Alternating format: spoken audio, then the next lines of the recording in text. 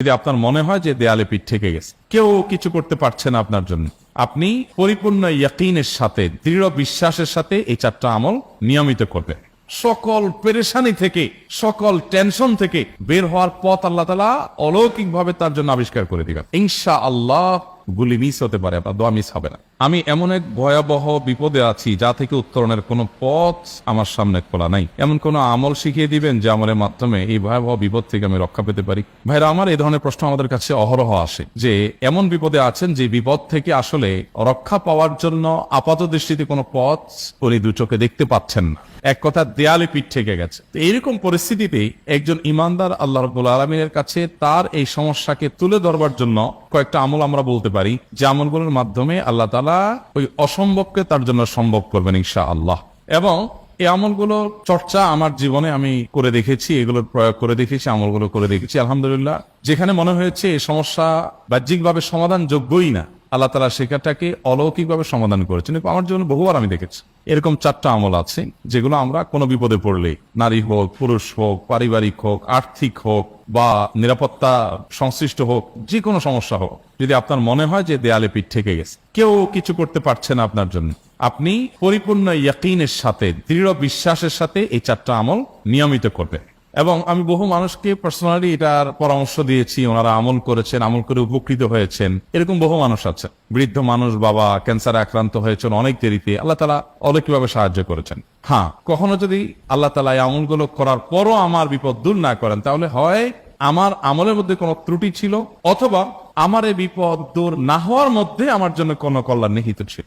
আল্লাহ তাআলা আমার দোয়া কবুল করে যে উপকার হতো তার চাইতে বেটার কিছু হয়তো আমাকে দিবেন, এই ইয়াকিন একজন ইমানদারের থাকবে। সেই 4টা আমলের 1 নম্বর হলো ইস্তিগফারের আমল। ইস্তিগফার, আপনি ফেসে গেছেন কোনো জায়গা, কোনো উপায় পাচ্ছেন না, আপনি ইস্তিগফার করতে থাকেন। আস্তাগফিরুল্লাহ ওয়া আতুবু ইলাইহি, আস্তাগফিরুল্লাহ ওয়া আতুবু ইলাইহি, আস্তাগফিরুল্লাহ ওয়া আতুবু ইলাইহি, আস্তাগফিরুল্লাহ, আস্তাগফিরুল্লাহ, আস্তাগফিরুল্লাহাল্লাযী লা ইলাহা ইল্লা হুয়াল হাইয়ুল কাইয়্যুম ওয়া আতুবু ইলাইহি ওয়া লা হাওলা ওয়া লা কুওয়াতা ইল্লা বিল্লাহ।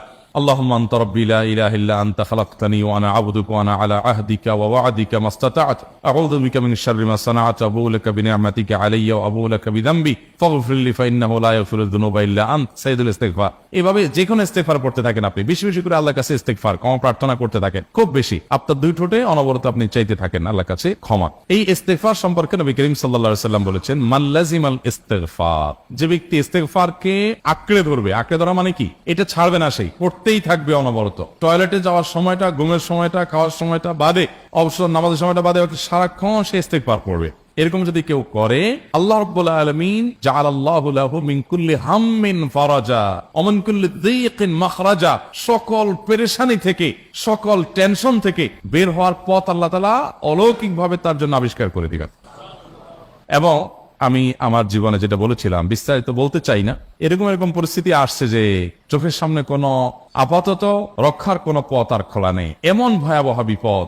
ইস্তিগফার করতে করতে এমন ভাবে আল্লাহ তাআলা সাহায্য করেছেন যে এটা কল্পনা করলেও মনে হয় যে স্বপ্নের মতো। কিভাবে এখন এই লোক এই জায়গায় আসলো আমার সাহায্যের জন্য, এই লোক তো এটা এই জায়গায় আসার কথা না, ঠিক উনি এসে হাজির হয়ে গেলেন এবং উপকারটা, আমার সমাধানটা হয়ে গেল সমস্যা।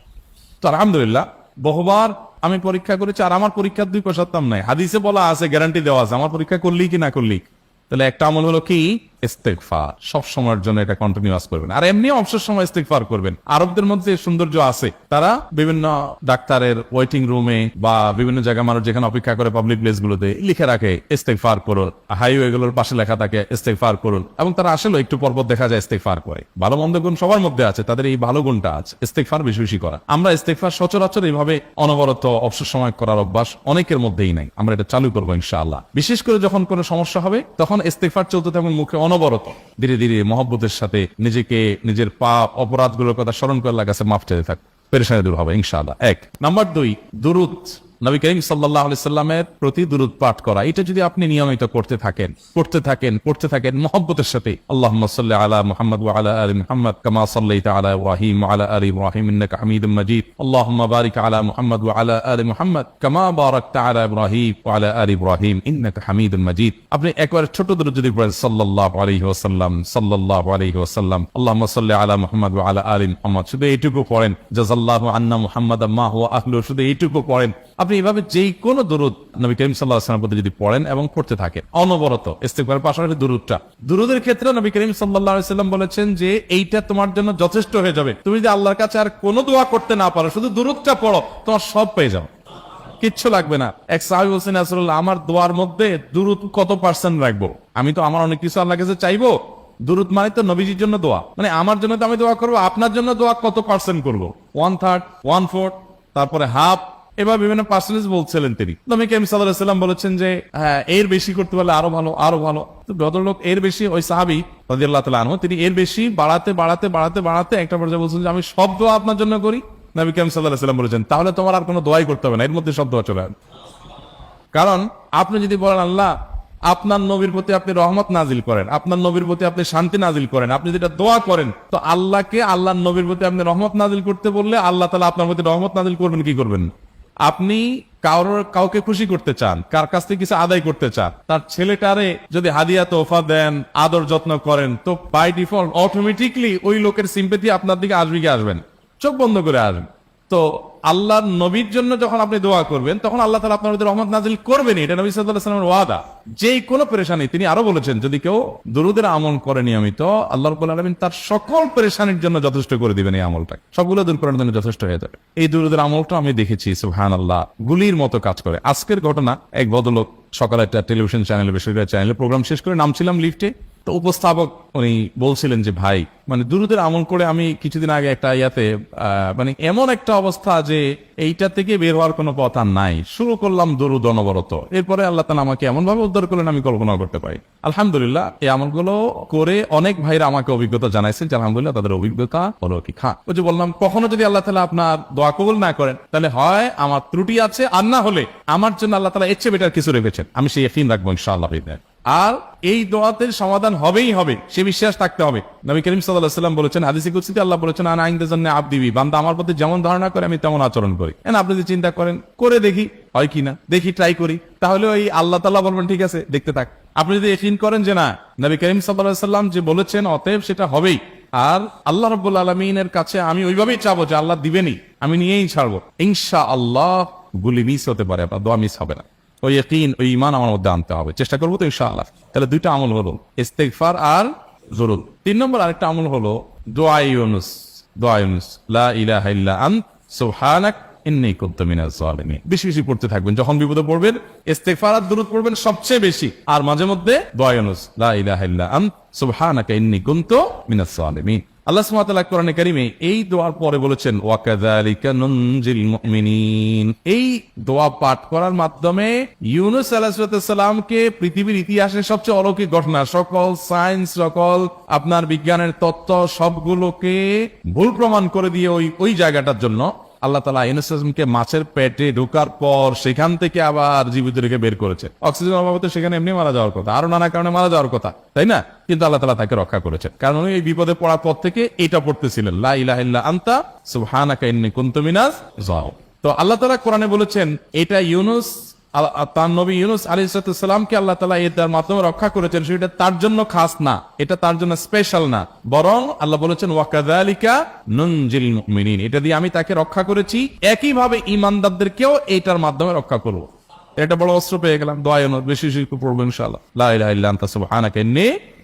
আমার দেশে আবার দেখা যায় বিপদ হয়ে গেলে তখন হুজুর মানা করে যে ভাই আপনারা সবাই মিলে এটা 1 লাখ বার পড়ে দেন, 100 লাখ বার পড়ে দেন, টাকা দিমু আপনারা পড়ে দেন। আপনারটা আপনি পড়বেন ভাই, হুজুরদের কাছে দোয়া চান সমস্যা নাই, আর হুজুরদেরকে হাঁটায়া টাকা দিবেন করে, এমনি টাকা দিবেন না দিয়া।